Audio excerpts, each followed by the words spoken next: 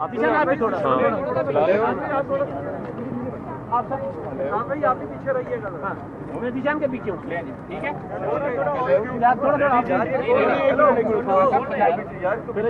بھیا آپ نیچے کر لیں موبائل اور پیچھے ہو. خاصا ایک کو ثانیہ.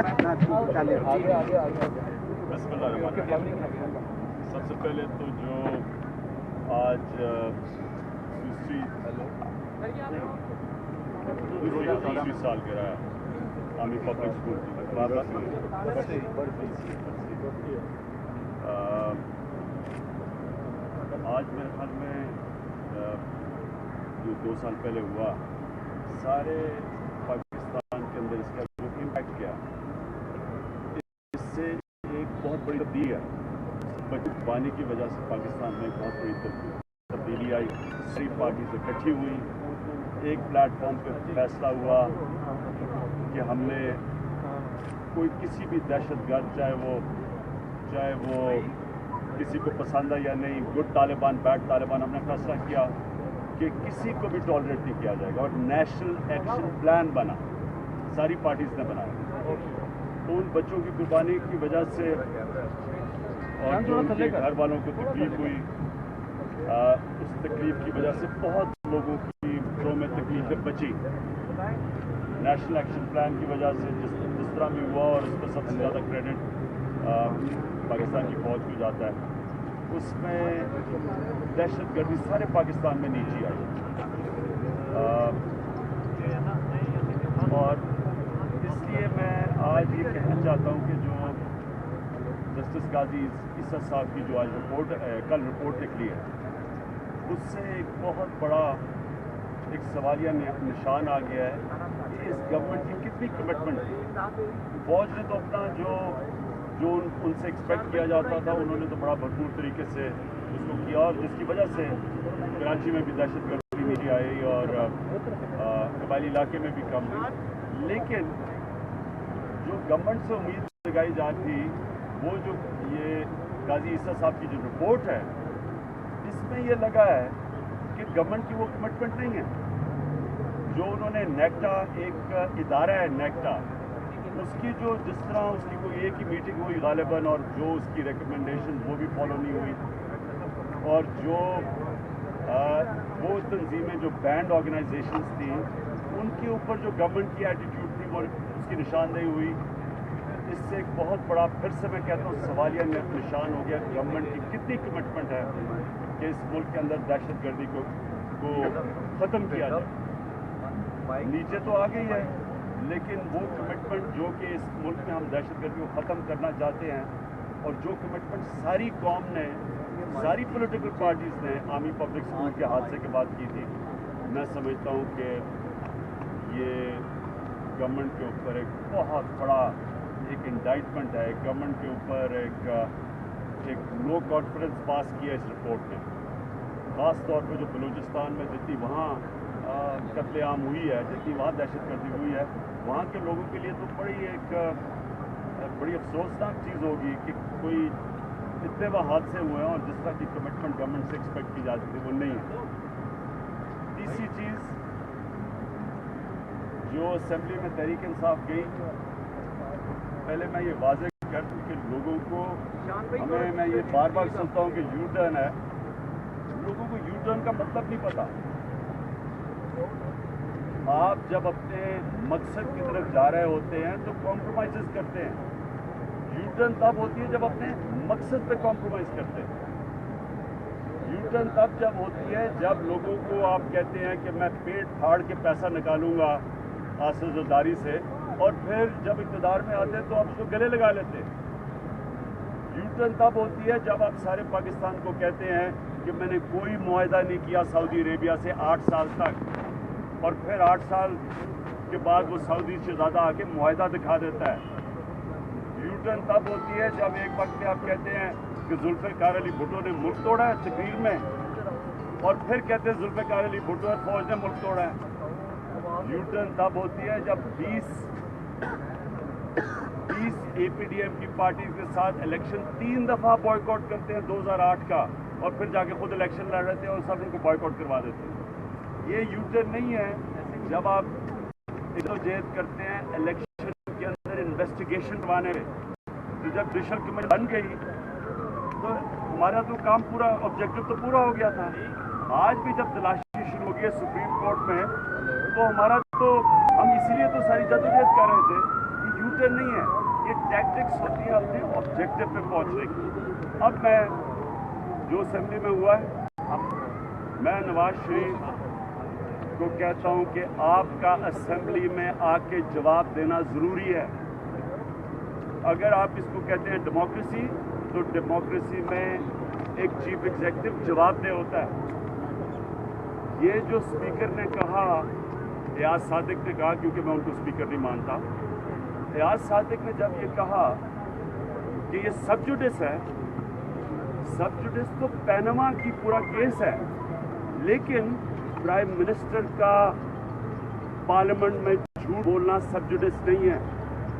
पार्लियामेंट के अंदर जो प्राइम मिनिस्टर ने बातें की और पार्लियामेंट को ऑपोजिशन के डिमांड पे उन्होंने जो जवाब दिया हमें, और रिटन जवाब दिया, उसको बिल्कुल कॉन्ट्रडिक्ट किया सुप्रीम कोर्ट में। उसकी बहुत बड़ा तजाद है जो सुप्रीम कोर्ट में कहा, उनको आगे पार्लियामेंट में जवाब देना चाहिए। ये पार्लियामेंट को चलना ही नहीं चाहिए जब तक प्राइम मिनिस्टर आगे जवाब न दे।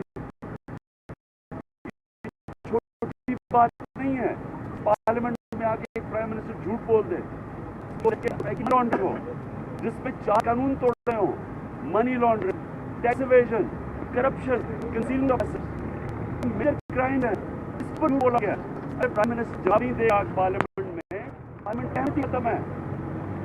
मुझे बार बार कहते जी इमरान साहब आप क्यों नहीं जाते? मैं जिस दिन नवाज शरीफ जवाब देने आया, मैं पार्लियामेंट में जाऊंगा, मैं तब जाऊंगा। मैं ऐसे जाके पार्लियामेंट में क्या करना है? ये तमाशे जो हो रहे हैं वहाँ, मैंने किसी की तकरीरें सुनने नहीं जाना वहाँ, कि जो पार्लियामेंटेरियंस एक शरीफ खानदान की करप्शन बचाने के लिए नून लीग के शोर मचा रहे हैं वहाँ, कि जी ना उसकी करप्शन छुपा रहे हैं। पार्लियामेंटेरियंस तो पब्लिक के नुमाइंदे होते हैं, उनका काम होता है पब्लिक के इंटरेस्ट को प्रोटेक्ट करना। जो साउथ कोरियन प्रेसिडेंट की जब इम्पीचमेंट की वोट गई, तो 50 उसके अपने पार्टी वालों ने उसके खिलाफ वोट दी, क्योंकि वो पब्लिक के नुमाइंदे हैं। तो मेरे ख्याल में ये पार्लियामेंट की अहमियत चली जाएगी। लोगों को आगे इत्मीनान नहीं है पार्लियामेंट में। पब्लिक अकाउंट्स कमेटी में वैसे इत्मीनान ख़त्म हो गया जब इदारों ने कहा जी हम कुछ भी नहीं कर सकते नवाज शरीफ के ख़िलाफ़। जबकि स्पीकर ने नवाज शरीफ की रेफरेंस नहीं भेजी, जिसका इंकशाफ हुआ पैनामा में, मेरी भेज दी, तो स्पीकर का ऑफिस भी मुतनाज़ा हो गया। जब एक सीनियर पार्लियामेंटेरियन पार्लियामेंट के फ्लोर पे ख्वाजा आसिफ कहता है कि मियाँ साहब आप फिक्र ना करें, लोग भूल जाएंगे, यानी आपको कोई ज़रूरत नहीं है पार्लियामेंट में अपनी करप्शन के जवाब देने की, लोग भूल जाएंगे, तो पार्लियामेंट की अहमियत क्या रह गई? अब अगर इसकी अहमियत रिस्टोर करनी है तो नवाज शरीफ को आके जवाब देना चाहिए, जिस तरह डेविड कैमरॉन ने आके जवाब दिया था, और उसकी पार्टी में नहीं, उनकी कोई जवाब नहीं है। नवाज शरीफ को जवाब देना चाहिए। आप दुनिया के सियासतदानों में शुमार होते हैं जो फूलों की सियासत करते हैं। आपने पार्लियामेंट का कर ले यार, इजलास बुलाया गया, उस पर भी नहीं गए। कहना था कि पार्लियामेंट में नहीं जाएंगे, जाली पार्लियामेंट। भाई छोड़ दो यार,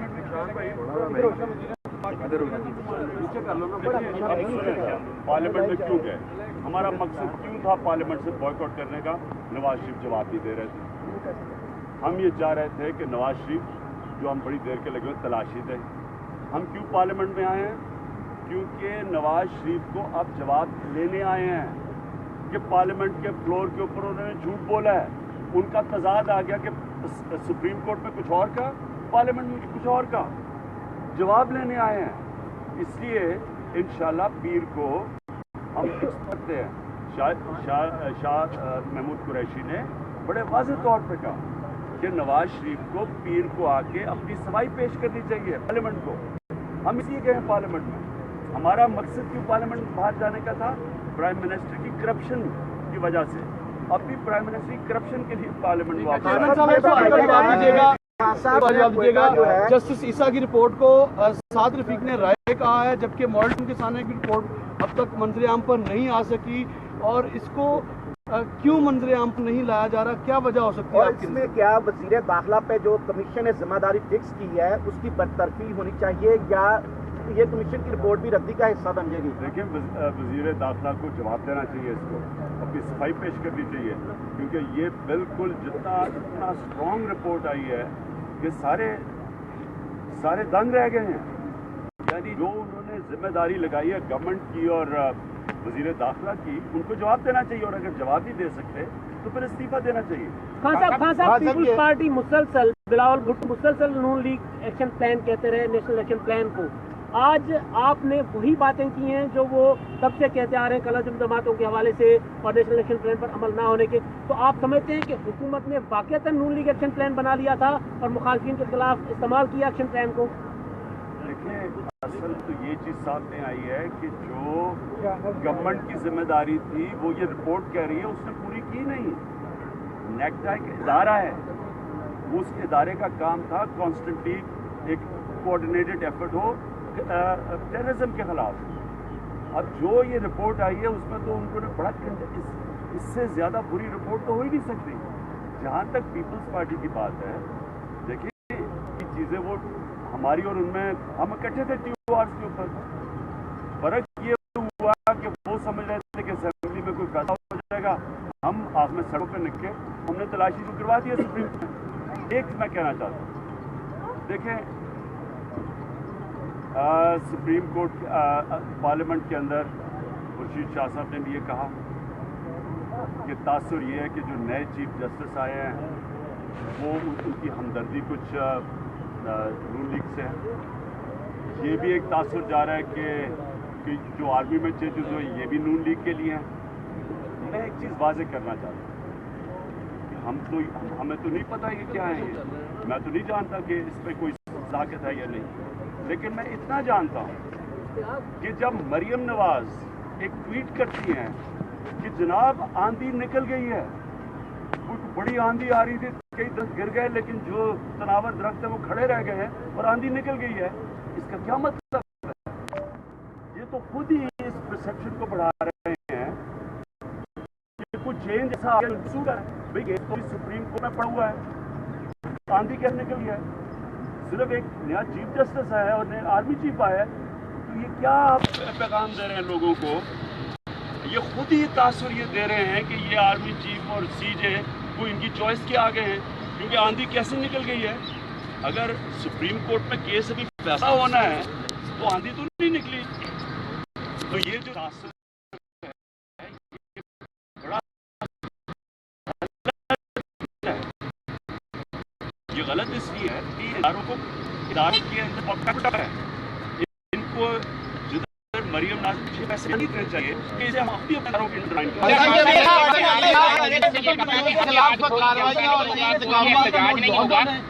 اس کے بعد اسلام آباد لاک ڈاؤن میں جشن بھی منا لیا، سب کچھ ہو گیا. اب دوبارہ آپ عوام میں بھی جانے کا آپ کی پارٹی کہہ رہی ہے کہ ہم پھر سے عوامی عدالت لگانے جا رہے ہیں. اور یہ بھی بتا دیں کہ پارلیمنٹ میں اگر نواز شریف نہیں آتے تو کیا آپ پارلیمنٹ میں جائیں گے یا پھر باہر آ جائیں گے؟ اگر نواز شریف پارلیمنٹ میں نہیں جاتے تو پارلیمنٹ کو انڈرمائن کر رہے ہیں. پارلیمنٹ کی اہمیت ختم ہوگی کہ ایک پرائم چیف ایگزیکٹو ملک کا آ کے پارلیمنٹ میں جھوٹ بولتا ہے اور واضح طور پہ جھوٹ ہے. آپ بیان دیکھ لیں پارلیمنٹ میں کیا بیان دیا اور ان کے وکیل نے ان کے بیہاف پہ سپریم کورٹ پہ کیا بیان دیا. اس میں یعنی کوئی بات ملتی نہیں ہے. اب اگر وہ آ کے وضاحت نہیں کرتے، اور یہ کوئی چھوٹا جھوٹ نہیں ہے، پھر سے جھوٹ کے پیچھے اربوں روپے کی کرپشن ہے، منی لانڈرنگ ہے، ٹیکس ایویژن ہے، کنسیلمنٹ آف ایسٹس ہے. ان کو اپنی صفائی پیش کرنی چاہیے. اگر وہ نہیں کریں گے مجھے بتائیں ہم کون سی بات نواز شریف کی مانیں گے؟ ہم ایک سے تک کب سچ بول رہے ہیں کب جھوٹ بول رہے ہیں. برازیل کا پریزیڈنٹ صرف بجٹ کی فگرز غلط بتانے پہ ان کی امپیچمنٹ ہو گئی. تو یہ سیدھا سیدھا جھوٹ ہے، اس کے پیچھے تو کرپشن ہے. خان صاحب یہ بتائیں کہ 92 دکھانے پر انتقامی کارروائیوں کا نشانہ بنایا جا رہا ہے. 92 نیوز کو مقدمات درج کیے جا رہے ہیں رانا ثناء اللہ انتقامی کارروائیوں پر. نون لیگ نے کب انتقامی کارروائی نہیں کی؟ جس دن وہ نہیں کریں گے تو ہم بات کریں گے. میرے پہ ہم سب کے اوپر میرے پہ پتہ نہیں کتنے ایف آئی آرز ہیں. مجھے اشتہاری ڈکلیئر کروایا ہوا ہے انہوں نے. जहांगीर तरीन के ऊपर केसेस हैं, हम अदालतों में जा रहे हैं, हमारे लोगों के ऊपर केसेस हैं, सारी हर किस्म की इंतकामी कार्रवाई कर रहे हैं, हमेशा इन्होंने की है। जैसे तारीख एक मिनट, ये जो सुप्रीम कोर्ट के ऊपर हमला कर सके हैं, उन्होंने क्या नहीं करना, इसलिए ये मैं इसकी सख्त मजम्मत करता हूँ। ये पुलिस का भी गलत इस्तेमाल करते हैं, सारे इदारों का गलत इस्तेमाल करते हैं, जिसकी वजह से सुप्रीम कोर्ट कहता है पाकिस्तान के सारे इदारे तबाह कर दिए। जैसे